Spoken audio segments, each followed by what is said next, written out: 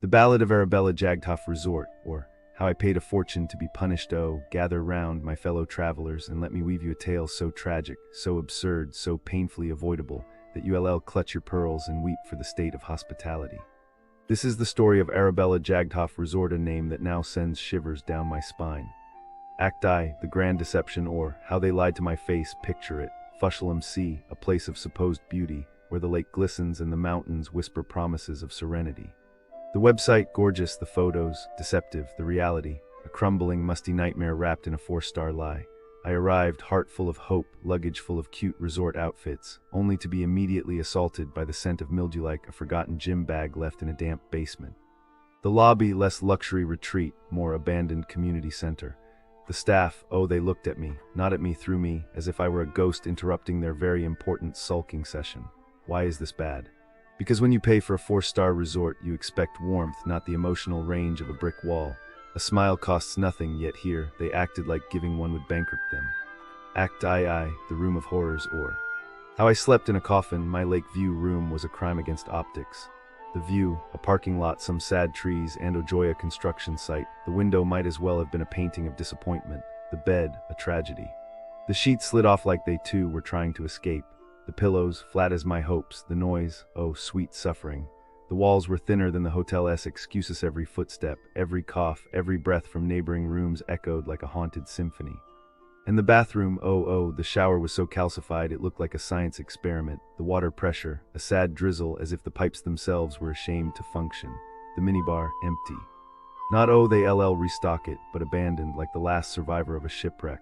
Why is this bad? Because a resort should feel like an escape, not a punishment. If I wanted to hear strangers' lives, I'd sit in a bus station. If I wanted a sad shower, I'd stand outside in the rain. Act I, the dining disaster, or How I Was Fed Lies and Cold Eggs. The breakfast buffet was a war zone. The food, cold; the eggs, rubbery; the coffee, water with identity issues. And the staff, oh, they watched me, like I was a criminal for daring to eat in their establishment. One even double-checked my room number as I left, as if I'd stolen the privilege of their sad, lukewarm sausages. Dinner, a joke; the half-board menu was a mystery they refused to solve. The kitchen was closed, but also open, depending on which lie they felt like telling. The food arrived wrong, the service was slow, and the vibe was, why are you here? Why is this bad? Because food is comfort, it's joy, and when you served slop with a side of contempt, it's not a meal, it's an insult. Act IV, the spa that wasn't tea, or How I Paid to be Uncomfortable. The spa. Oh darling, imagine a closet, now imagine strangers naked and Oh, so you know I was just looking into, what happens near Arabella Jagdhof Resort. Fuschl am See, you know. And wow, people here can be not nice. Some tourists just want pretty mountains and nice hotels. But no, some people are scamming. First thing, businesses around Arabella Jagdhof Resort. Fuschl am See, they seem nice. But some are too nice, you know. This one woman in Salzburg, not right in Fuschl, but close. She walked into shops, pretending she was, some big business manager, saying she would invest €1 million. Fake business cards, fake everything. And she made contracts with real notaries, so fancy.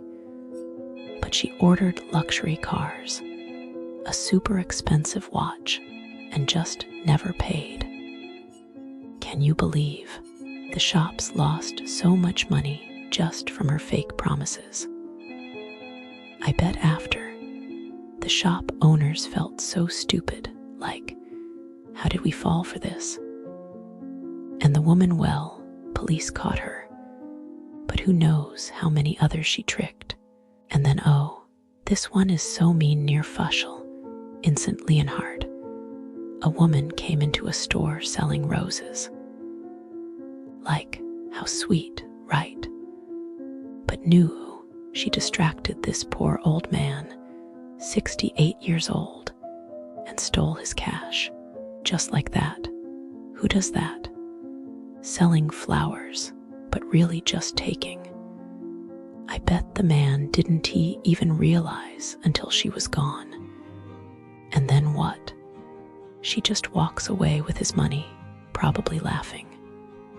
So sad. And then Hinland, not too far, 2 men faked a robbery at a supermarket. Like they lied to the police, said they got robbed, but really, they made it up. Why? Probably to get insurance money or something. But why? Just why? The police figured it out, of course. But now, that supermarket has this weird story attached to it. Tourists going there wouldn't he know. But what if you walked in and someone else tried something fake? So yeah, around Arabella Jagdhof Resort, Fuschl am See, it's mostly safe. But some people, they see tourists and think, oh, easy money. And that's just wrong.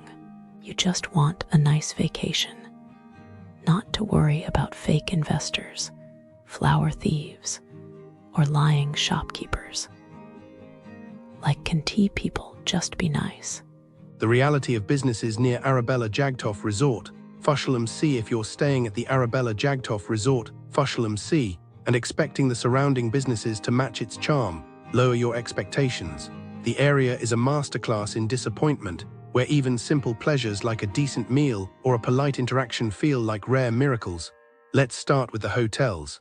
The businesses near Arabella Jagdhof Resort, Fuschl am See, have a habit of charging luxury prices for mid-tier or worse experiences. Take Waldhof Fuschl Resort. The reviews paint a picture of a place stuck in time, where historic charm is just a polite way of saying falling apart.